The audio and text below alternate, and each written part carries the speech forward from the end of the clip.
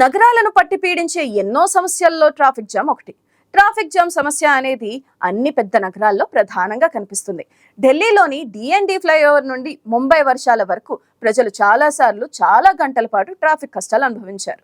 నిజానికి traffic jam లో ఇరుక్కుపోవడాన్ని ఎవరూ ఇష్టపడరు. గంటల తరబడి ట్రాఫిక్ జామ్ తో ప్రజల పరిస్థితి అధ్వానంగా మారుతుంది. అందుకే గూగుల్ మ్యాప్ లో తాము వెళ్లే దారిలో ట్రాఫిక్ తీవ్రత తెలుసుకున్నాకే ఆ రూట్ లో వెళ్ళడానికి ప్రయత్నిస్తారు. అయితే ప్రపంచంలోనే అతిపెద్ద ట్రాఫిక్ జామ్ ఏర్పడిన సంఘటన ఒకటి చైనాలో జరిగింది. ఇది 1-2 గంటల పాటు కాదు, ఏకంగా 12 రోజుల పాటు కొనసాగింది. రోజుల తరబడి వాహనదారులు, ప్రయాణికులు రోడ్లపైనే గడపాల్సి వచ్చింది. కాలకృత్యాలు, స్నాన పానాదులు అన్ని రోడ్డు మీదే చేశారు. తినడానికి తిండి, తాగేందుకు నీళ్లు లేక జనం అవస్థలు పడ్డారు. రాత్రైతే ఎక్కడి వారక్కడే వారి కార్లలోనే పడుకోవాల్సి వచ్చింది.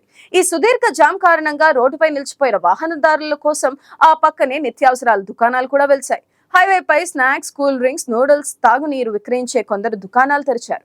ఆ సమయంలో అక్కడి వస్తువుల ధర అసలు కన్నా 10 రెట్లు ఎక్కువగా పెంచేసి అమ్మారు. అయినప్పటికీ ప్రజలు వాటిని కొనుగోలు చేయాల్సి వచ్చింది. అందుకే చైనా జాతీయ రహదారి 110 పై ట్రాఫిక్ జామ్ మాత్రం ప్రపంచవ్యాప్తంగా చర్చనీయాంశంగా మారింది. బీజింగ్ నుంచి టిబెట్ ఎక్స్ప్రెస్ వేలో మంగోలియా నుండి బీజింగ్ కు భారీ సంఖ్యలో బొగ్గు మరియు నిర్మాణ సామాగ్రిని తీసుకువెళ్తున్న ట్రక్కుల కారణంగా భారీ జామ్ ఏర్పడింది. ఆ సమయంలో బీజింగ్ టిబెట్ లను కలిపే హైవే నిర్మాణంలో ఉంది. దీంతో వాహనాలు వేగంగా వెళ్లలేని పరిస్థితి నెలకొంది. వాహనాలు ఎక్కువై మార్గం సరిపోకపోవడంతో రోజుకు 1 కిలోమీటర్ వేగంతో ప్రయాణించాయి. ఈ క్రమంలో కొన్నిటికి ఇంధనం నిండుకోవడంతో ఆగిపోవడం జరిగింది. చాలా వాహనాలు ఇతర కారణాల వల్ల చెడిపోయాయి. దీంతో హైవేపై 100 కిలోమీటర్ల మేర ట్రాఫిక్ జామ్ అవడంతో రహదారి మూసుకుపోయింది. అయితే ఈ ట్రాఫిక్ జామ్ క్లియర్ చేసేందుకు సైన్యం రంగంలోకి దిగిన 12 రోజుల పాటు కొనసాగింది. ఈ సమయంలో వాహనదారులు నరకం అనుభవించారు. వరల్డ్ రికార్డ్ సాధించిన ఈ ట్రాఫిక్ ను క్లియర్ చేసేందుకు స్థానిక పరిపాలనా యంత్రాంగం కూడా తోడై పెద్ద యుద్ధమే చేయాల్సి వచ్చింది. హైవే నుంచి కొన్ని ట్రక్కులకు క్రేన్ సాయంతో తొలగించారు. ఎక్కడికక్కడ కదలడానికి కూడా వీలు లేకుండా ఇరుక్కుపోయిన ట్రక్కులన్నింటినీ ఒక్కొక్కటిగా హైవే నుంచి పక్కకు పెడుతూ ట్రాఫిక్ ను ముందుకు కదిలించే ప్రయత్నం చేశారు. హైవేపై 2 వైపులా ఉన్న లేన్లను వాహనాల కోసం బార్లా తెరిచారు. ఈ విధంగా ఎన్ని చర్యలు తీసుకున్నా 12 రోజుల తర్వాత గానీ ట్రాఫిక్ జామ్ ముగియలేదు. దీంతో ప్రజలు ఊపిరి పీల్చుకున్నారు.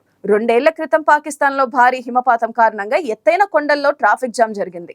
ఆ ఘటనలో కారులో చిక్కుకుపోయిన 21 మంది పర్యాటకులు ఎక్కడి వారక్కడే గడ్డ కట్టుకుని మృతి చెందారు. మంచులో చిక్కుకున్న వారు కాపాడేందుకు మిలిటరీ సహాయ కార్యక్రమాలను చేపట్టినా భారీ నష్టం తప్పలేదు. పాకిస్తాన్ లోని పంజాబ్ ప్రావిన్స్ లోని ప్రముఖ పర్యాటక ప్రాంతం అయిన మర్రి ప్రాంతంలో ఈ ఘటన జరిగింది. సాధారణంగా అడ్వెంచర్ టూరిజం లో భాగంగా ఇలా పర్యాటకులు మర్రికి వస్తుంటారు. అయితే అనుకోని విధంగా భారీ హిమపాతం కారణంగా జనం ఎక్కడి వారక్కడే రోడ్లపై చిక్కుకుపోయారు. రహదారిపై కుప్పలా పేరుకుపోయిన మంచు కారణంగా వాహనాలు జారిపోతున్నాయి. ముందుకు కదిలే వీలు లేకుండా పోవడంతో జనం కారులోనే చిక్కుకుపోయారు. మంచు తుఫాన్ కారణంగా దాదాపు 1000 వాహనాలు హైవేపై చిక్కుకుపోయాయి. అసాధారణంగా కురిసే భారీ హిమపాతాన్ని చూడడానికి 1,00,000కు పైగా కారులలో పర్యాటకులు మర్రి ప్రాంతానికి వచ్చారు. నిజానికి ఆ ప్రాంతం అంతటి జనం తాకిడిని తట్టుకోలేదు. ఈ కారణంగానే మర్రి లోపలికి వెళ్లే, బయటకు వచ్చే రహదారులపై ట్రాఫిక్ జామ్ ఏర్పడింది. నిజానికి ఆ సమయంలో కురిసిన విపరీతమైన హిమపాతం కారణంగా జనం కారుల్లోనే గడ్డ కట్టుకుపోయి మరణించగా, మిగతా వారు ఎలాగోలా ఆ ప్రదేశం నుంచి బయటకు వచ్చి తప్పించుకునే ప్రయత్నంలో ఊపిరాడక చనిపోయారు. నిజానికి ఆ సమయంలో ప్రజలు భయంకరమైన పరిస్థితిని ఎదుర్కొన్నారు. అంత పెద్ద సంఖ్యలో జనం తరలి రావడంతో టూరిస్టులే కాకుండా స్థానిక ప్రజలు కూడా తీవ్రమైన సమస్యలు ఎదుర్కోవడం జరిగింది.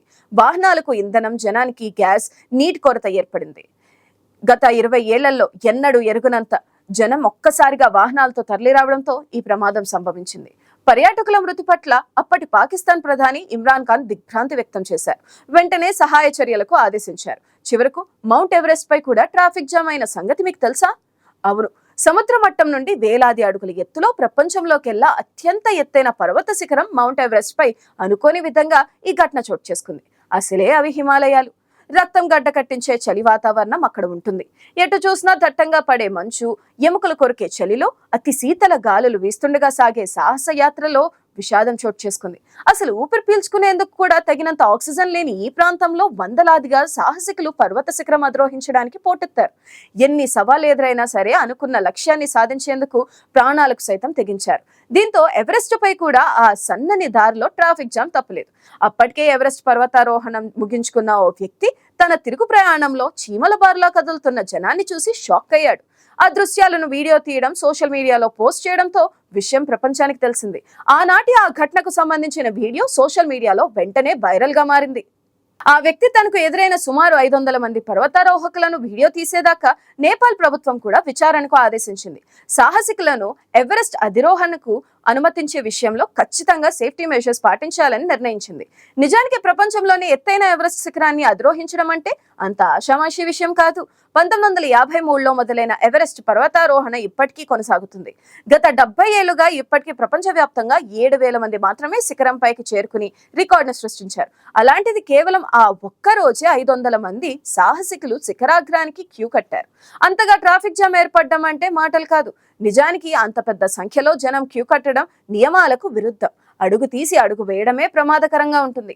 ఎక్కడైనా ఎవరికైనా ఏ క్షణమైనా ప్రమాదం జరిగే అవకాశం ఉంటుంది. అంత పెద్ద సంఖ్యలో జనానికి అనుమతి ఇవ్వడం ప్రమాదకరమైన విషయం. అయితే అమెరికా డాలర్ల కోసం నేపాల్ ఎవరెస్ట్ పర్వతారోహకులకు అనుమతి ఇచ్చిన కారణంగా ఈ ట్రాఫిక్ జామ్ ఏర్పడింది. ఆ వీడియోలో దాదాపు కిలోమీటర్ మేర జనం ఒకరి వెనుక ఒకరుగా పర్వతారోహణ కోసం పోటీ పడుతున్నారు. అంతా ఒకే తాడును పట్టుకుని పర్వతారోహణ చేయడం అత్యంత ప్రమాదకరమైన విషయం అని అందరికీ తెలుసు. ఎక్కడ ఎవరికి ఏ ప్రమాదం జరిగినా వెనుకున్న వారిని దాటిపోతారే తప్ప సాయం చేయడానికి ఉండదు. ఎవరి ప్రాణాలు వారికి ఆ సమయంలో తీపిగానే ఉంటాయి. ఆ సమయంలో ఎవరెస్ట్ శిఖరం అధిరోహించిన వారిలో చాలా మంది ప్రాణాలు కూడా కోల్పోయారు. కనీసం వారి శవాలు కూడా బేస్ క్యాంప్ వరకు తీసుకురావడం కుదరలేదు. ఇప్పటికీ అవి మంచులో కప్పబడి ఉంటాయని చెప్తున్నారు. ఏది ఏమైనా క్రమ పద్ధతిలో ఉండే ట్రాఫిక్ వల్లే జనజీవితం సాఫీగా కొనసాగుతుంది. ఎక్కడైనా చిన్న అవాంతరం ఏర్పడినా ట్రాఫిక్ అడ్డంగా నిలిచిపోతుంది. అది ఏ రూపంలో ఉన్నా జనానికి అసౌకర్యంగానే ఉంటుంది.